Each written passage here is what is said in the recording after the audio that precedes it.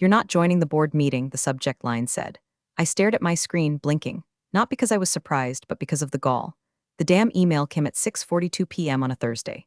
I was eating reheated chicken tikka off a paper towel and trying to remember if my laundry in the dryer was clean or just permanently wrinkled now.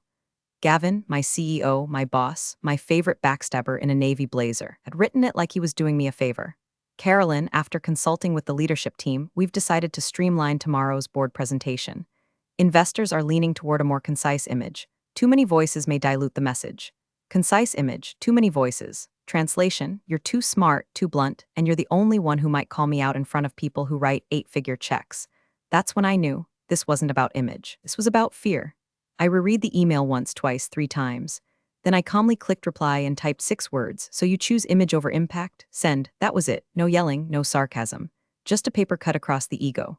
I sat back and stared at my home office wall, the paint chipping by the vent, the framed poster of a long-defunct logistics expo, and the corner where my cat used to knock over my whiteboard. I'd spent the last 6 months stitching together a 112-page internal report on market instability, regulatory shifts, and the shady acquisition Gavin was pushing like it was gospel. I didn't do it to win points, I did it because someone had to. And now I wasn't allowed in the room. Funny thing is, when people try to erase women like me, mid-40s, strategic, too experienced to manipulate, always forget one thing: we don't throw tantrums. We build bombs with facts and light fuses with smiles. By the way, if you're already picturing Gavin's smug face and rooting for him to fall flat on it, do me a favor, hit the subscribe button and drop a like. 90% of folks listening don't subscribe, and it helps our little team keep turning corporate chaos into catharsis. Backstabbing doesn't sleep, and neither do we. Anyway, I reopened the report. It was titled Contingency Alpha Market Conditions and Risk Disclosures. I hadn't written it for tomorrow's meeting, at least, not originally. It started as a late-night insurance policy, built when Gavin first started sniffing around the boardroom with promises and projections that smelled like dollar store cologne, loud, cheap, and masking something rotten. Gavin was touting a soon-to-be-announced acquisition of a last-mile freight startup, the same one that had been under regulatory review for antitrust concerns. He cherry-picked market data like he was making a fruit salad, slapping numbers on slides that were technically true but ethically disgusting. None of the board caught it because none of them had the patience to read past bullet points and bar charts. But I did. I always did. So when I saw that email, I didn't scream. I didn't cry. I didn't even call my husband to vent. I just clicked print and sent the report, anonymously, to Lana Brooks. Lana was 28, maybe 29, and a junior associate at Kramer Ventures, one of our biggest VC partners. Sharp as a guillotine, but dismissed constantly. Gavin had once referred to her as the intern in front of the board, even though she had a Wharton MBA and could slice through a spreadsheet like a machete through butter. I'd noticed how she took notes during meetings, fast, with shorthand and little symbols. I'd also noticed how she'd raised her eyebrow when Gavin claimed our Q3 growth would organically exceed 30% based on strong trend lines. She was skeptical. Good, she was who I needed. My message was simple: read this before tomorrow's meeting. Page 17 and 46 are critical. You'll know what to do. I didn't sign it. The email went out at 9:12 p.m. 10 minutes later, I heard a Slack ping, then another, then silence. The next morning, I was up before the sun, still locked out of the boardroom Zoom invite. IT claimed it was above their pay grade. I wasn't angry, I was curious. I made coffee, sat at my desk, and opened Slack. The first message I saw was from an engineer in Prague. Anyone else seeing this doc floating around? And then, just as Gavin started his slide deck for the quarterly board meeting, I leaned back, opened a new tab, and watched the internal comms light up like a Christmas tree caught on fire. I didn't set out to be anyone's whistleblower. Hell, I didn't even want credit. I just wanted the truth to sit in the boardroom, even if I couldn't. 6 months ago, everything started feeling off. Subtle at first. Gavin would cancel ops meetings last minute, then turn around and present budget projections that hadn't been vetted. Numbers started appearing in investor decks that I'd never signed off on. Preliminary modeling, he'd say. Aspirational forecasts. I called it what it was: high-gloss fiction dressed up in pie charts. The acquisition pipeline, the one Gavin bragged would double our valuation, was leaking optimism like a punctured oil drum. One of the target companies had active legal issues in 2 states. Another had overlapping patents with a competitor that was known for litigious tantrums. And the crown jewel Zip Fleet looked shiny on the surface, but any real analyst could see their user retention numbers were propped up by promotional bloat and last-minute VC patchwork. I brought it up once, just once. "Carolyn," Gavin said, smoothing his tie like it was some kind of talisman, "we're not here to dwell on roadblocks. We're here to move the needle." Right, move the needle. Even if it's toward a cliff. After that, I stopped wasting breath and started building backup. Every night after the Slack pings died down and the Keurig stopped hissing, I'd dig. I compiled call transcripts, buried footnotes in financial disclosures, quiet legal filings. It wasn't hard, just time-consuming. Gavin didn't hide things so much as assume no one would bother looking. The deeper I went, the worse it got. We were on the edge of a market correction. Last-mile logistics was becoming oversaturated. Gavin kept using phrases like bullish surge and sustained demand momentum in his pitch decks. He was gambling that no one would blink as long as the graphs went up and to the right. But I blinked, and I printed. The binder I made was black, matte, and ugly as sin. Inside, 112 pages of sourced, cross-checked, impossible-to-spin analysis. I called it Contingency Alpha, not because I was trying to sound dramatic, because it was exactly that. If this ship turned into a fireball, it was the only lifeboat with a map. I never planned to use it, but plans change. When I got Gavin's email the night before the board meeting, the one locking me out, I didn't just hit print. I hit send. I'd spent weeks deciding who, if anyone, could be trusted. Definitely not the senior partners. They'd already hitched their wagons to Gavin's vision. Most of them wouldn't know a P&L risk flag if it bit them in the stock options. But Lana Brooks, different story. She was new enough to still care and smart enough to hide how much she already knew. She didn't blink when someone threw jargon at her. She asked real questions, then quietly asked better ones in the hallway. I'd watched her scribble notes during Gavin's last boardroom life fest, her pen halting every time he forecasted magic. So I took a shot. The email was short, read the attached. Pages 17, 28, and 46 are essential. Internal use only. This isn't sabotage, it's protection. I debated signing it. Then I added one line at the bottom, check footnote 8. That's where he buried the liability. And I hit send. It was nearly 10 p.m. Outside my window, the streetlights flickered on like stage lights for a show no one wanted to admit was starting. I leaned back and waited. I didn't expect a reply. Honestly, I figured it would be a silent dead drop. Maybe she'd glance at it, maybe she wouldn't. At 2:13 a.m., I got her reply. Is this real? No greeting, no sign-off, just 3 words that told me she hadn't just skimmed it, she'd read it, understood it, felt the ground tilt the same way I had. I typed back all sourced, triple-checked. You'll know where to look. No emoji, no thanks, this wasn't a friendship. This was a match handed to someone standing next to a haystack soaked in kerosene. Then, silence again. But not inside me. Because somewhere under the calm, beneath the analytical precision and long-learned patience of a woman who'd watched too many mediocre men fumble their way into power, something else was stirring. Not anger, exactly. Protective instinct. I still cared about the company. The junior staff who pulled 14-hour shifts trying to clean up after Gavin's vanity metrics. The regional leads who thought this acquisition would save them from another round of layoffs. I didn't want to be right. I just didn't want them lied to. And if I had to torch a few careers to make that happen, well, they should have let me in the damn room.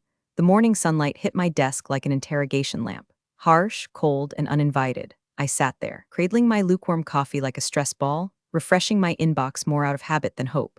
Gavin's silence was louder than any reply. No apology, no follow-up, not even a thank you for understanding. Just that one glossy email that effectively erased me from the most important meeting of the quarter. I checked the calendar again. The boardroom Zoom link wasn't there. Not in my inbox, not in Slack, not even in the general company calendar where it always showed up for execs, no matter how streamlined Gavin claimed the process was. I pinged IT, hi folks. Missing the Zoom for Q3 board. Can you resend? 3 minutes passed, then 5, then hi Carolyn. We've been instructed not to reissue credentials. Sorry, above our pay grade, that was it. No explanation, no tech jargon. Just the corporate equivalent of a shrug and an NDA. I stared at that message for a full minute, my grip tightening around the coffee cup until the cardboard sleeve creaked. My pulse thudded in my neck. I could feel it hot, rising, rage like a static charge climbing up my spine looking for a place to arc. But I didn't yell, didn't slam anything. I just closed Slack, minimized Outlook, and opened my personal desktop folder titled Failsafes. Because war hadn't been declared yet, but I'd already passed the match. Lana. I opened our email thread again and reread her reply from the night before. Is this real? God, I'd stared at those 3 words for 10 minutes before writing back. Not because I doubted what I'd sent, but because I knew what they meant. Lana wasn't shocked, it wasn't disbelief. It was confirmation. She had already suspected. I had just ripped the curtain down. My response had been clinical, all sourced, triple-checked, you'll know where to look. That was the most I could safely say. The report spoke for itself. Pages 17 and 46 were the linchpins, financial projections with doctored baselines, and a legal flag Gavin had buried in footnote 8 of a slide no one ever looked at. Still, I had no clue what she'd do with it. I didn't know Lana personally. We weren't friends. We'd never grabbed lunch or whispered in the hallways. I only knew what I'd observed. And what I saw was a woman who'd spent her short corporate career being underestimated, ignored, and overtalked, but who listened like a hawk and never missed a beat. The kind of woman who didn't need a flame, just an excuse. By 9:02 a.m., I was still in my home office, watching the meeting start without me. I had no link, no agenda, no official way in. Just Slack messages trickling from the comms team and a few junior managers who didn't know I'd been ghosted. Gavin's already 2 slides in. He's presenting Zip Fleet as a done deal. Anyone seen Carolyn? That one hurt. I almost typed back. I wanted to, but no, not yet. Not while the knife was still being hidden under the white tablecloth. At 9:17 a.m., I got a direct Slack ping from one of the engineers in Seattle. Carolyn, is this your file going around? I didn't answer, because I couldn't confirm that, not directly, not yet, but I knew then. Lana hadn't just read it, she'd passed it. Someone on the inside was circulating contingency alpha. It had begun. I pulled up the board meeting Slack channel, normally silent, now humming like a beehive stuck in a server rack. Pings, DMs, eyes emoji, anonymous file drops. Not loud yet, but not quiet either. I imagined Gavin up there, clicking through his pretty little PowerPoint with its blue sky projections and buzzword salad. Smiling, maybe, posturing. The king of vaporware, convinced no one could smell the smoke. And somewhere in that room, or maybe on a screen just outside it, Lana was reading the same footnotes I had, asking herself the same questions. It wasn't war yet, but I had given her the match. It was only a matter of time before someone lit the fuse. 9:36 a.m. My coffee had gone cold. The mug still sat by my elbow, untouched for at least an hour, but I didn't dare move. I was sitting dead still in my office chair, eyes locked on the company Slack like it was a live wire, because it was. Every ping, every emoji, every comment, it was voltage humming through my fingertips. I wasn't in the boardroom, but my report was, and someone, lesser audacity, was about to set it off. Gavin had kicked off the board presentation precisely at 9 o'clock, per his usual theater kid punctuality. I imagined it in my mind, him standing up there in that gray-blue suit that probably cost more than my first car, clicking through sanitized slides, smiling that perfect, practiced smile like he was selling beachfront property in Nebraska. Strategic vision, market dominance, leverage, synergy, he loved that crap. Could string buzzwords together like Christmas lights, wrap him around his neck, and still expect applause. And according to the Slack snippets pouring in, he was hitting all the old notes. The Zip Fleet acquisition was going to catapult us into next-gen freight efficiency. Q3 projections were well-positioned for exponential lift.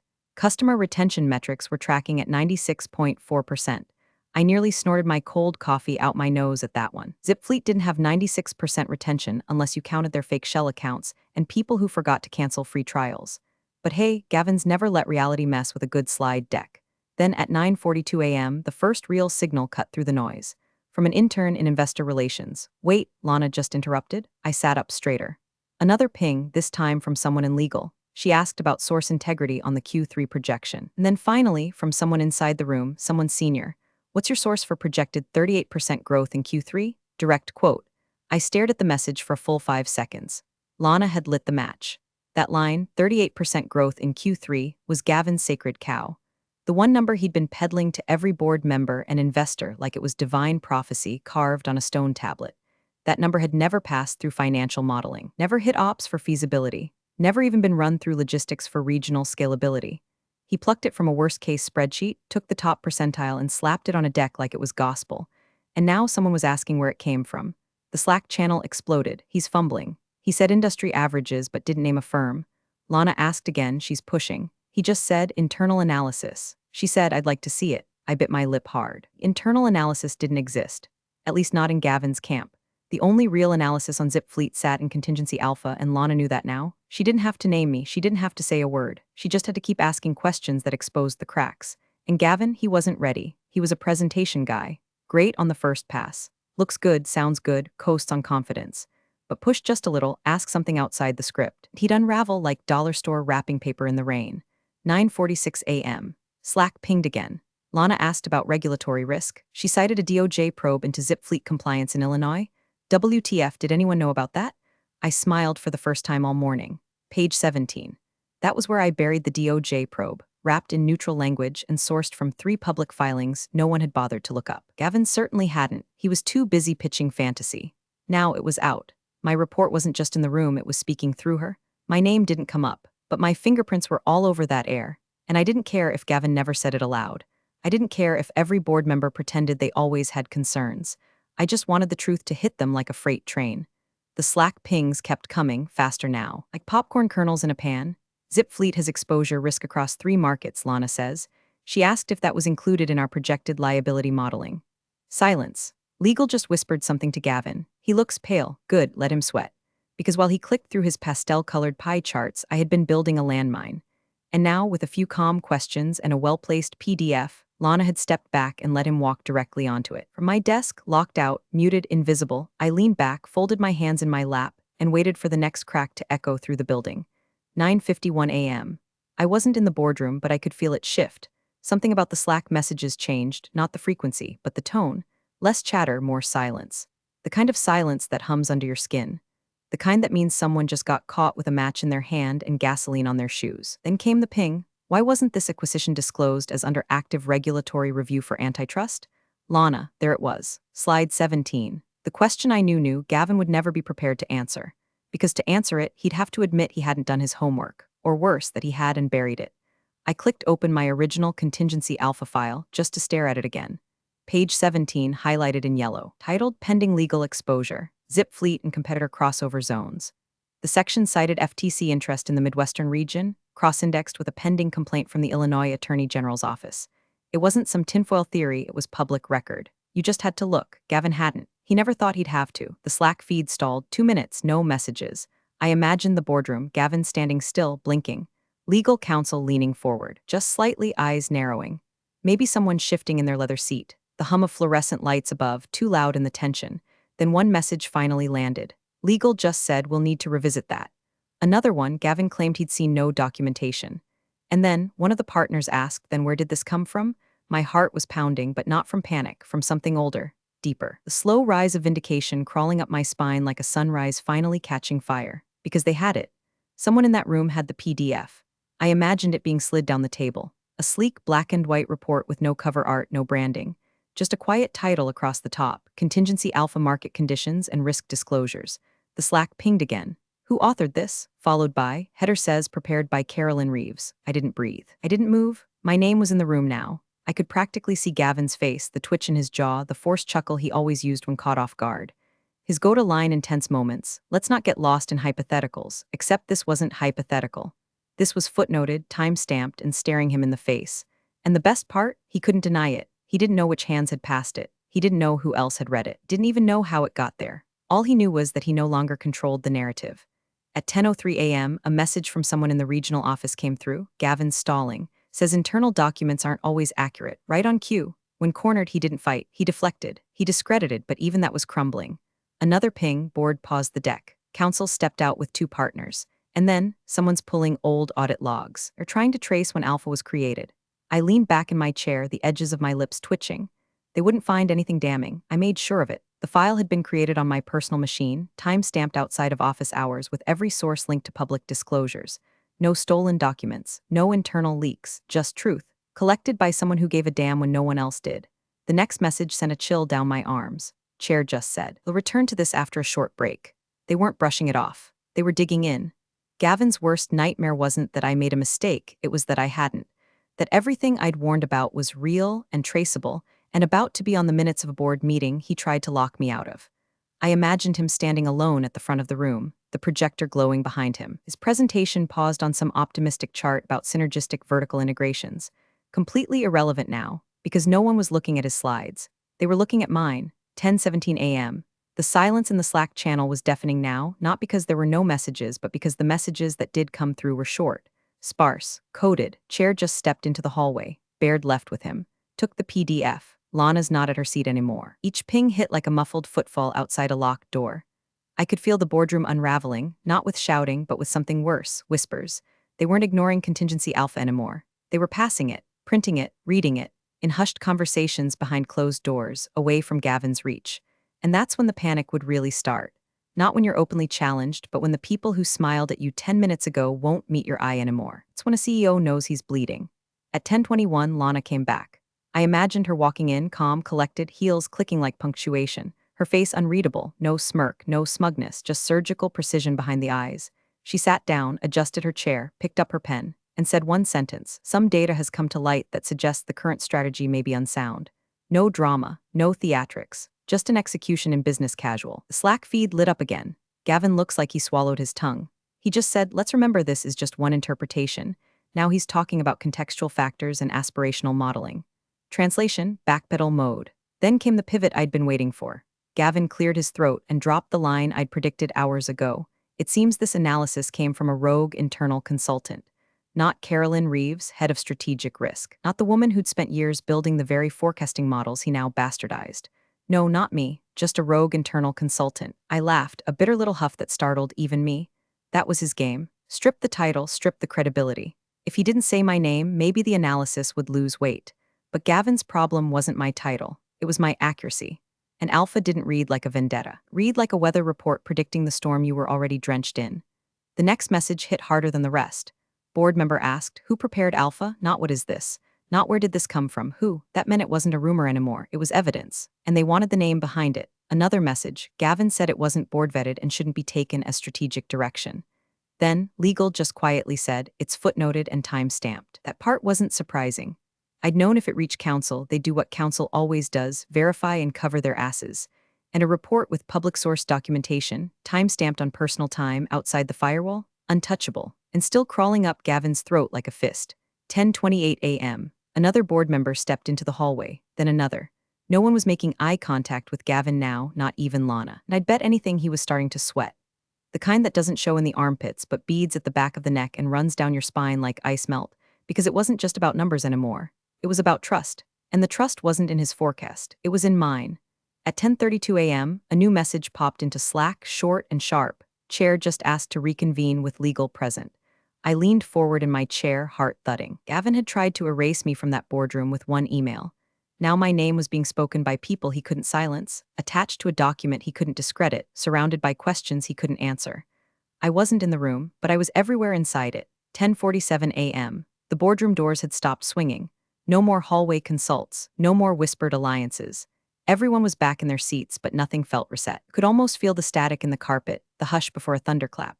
And Gavin, bless him, was still clinging to his podium like it could somehow anchor him to relevance. Then he said it, or rather he tried to say something. Let's not give undue weight to unauthorized material, he mumbled, voice paper thin, eyes scanning for lifeline. It was not formally cleared for executive review. Unauthorized material. Like it was a rogue blog post, or a stray intern's term paper, but the damage was done. His own counsel didn't move, didn't blink, just slowly turned a page and cleared his throat. I wasn't there, but I knew how it landed. I knew the weight of the moment by the way Slack fell silent, completely, unnervingly still for a full 2 minutes. And then came the message. GC just read the document footer aloud. Prepared by Carolyn Reeves, head of strategic risk analysis. That was it. No embellishment, no hedging. Just the title Gavin tried to bury, standing naked at the bottom of every page he'd hoped no one would ever read. I could see it in my mind like a movie. The logo-less PDF glowing on the boardroom monitor. The last slide frozen mid-animation behind Gavin, completely irrelevant now. And the footer, small and neat at the bottom of every page, had finally spoken louder than any voice in the room. Prepared by Carolyn Reeves. I ghost walked in before I did. Not as a warning, not even as vengeance. As a reminder, because I had spent a decade building frameworks, not friendships. I didn't charm the board, didn't take golf trips, didn't play the politics. I brought receipts, quietly, reliably, and when they ignored those receipts, I kept them anyway, filed, time-stamped, risk-rated, because I wasn't there to be liked. I was there to protect the damn company. Now the board knew whose hands had really been on the wheel. Slack trickled back to life in short, fragmented bursts. You could hear a pin drop in there. Even Baird didn't say anything. That man always has something to say. Gavin keeps fiddling with his pen. It's annoying. I imagined him doing that thing he always did when cornered, spinning a pen between his fingers like he was working out an equation, like distraction made him look intelligent. But the room had moved on. He was no longer the subject of interest. I was. Another ping, Lana just said. The report contains public data, legal sourcing, and internal inconsistencies. I believe it warrants formal review. Chair nodded. No pushback. Someone asked if Carolyn's been contacted. They were saying my name now, not in hushed tones, not in sidebars, out loud. I was still locked out of the Zoom, still sitting in my home office with a dying houseplant and 2 unopened yogurt cups from the fridge. But I was everywhere in that room. My words were on the table. My risk matrix was under review. My judgment, dismissed for months, was now guiding theirs. And Gavin was shrinking, not collapsing. That would require noise. He was shrinking, word by word, fact by fact, slowly disappearing under the weight of what he refused to read, what he tried to hide, what he'd buried because it came from a woman who didn't flatter him. My professionalism had walked in louder than a lawsuit, and I wasn't done yet. 11:12 a.m. I was feeding my cat when the call came in. She'd been meowing at the fridge like I kept secrets in there, not half a bag of spinach and 2 sad eggs. I bent down to scoop kibble into her bowl just as my phone lit up with a number I hadn't seen in weeks.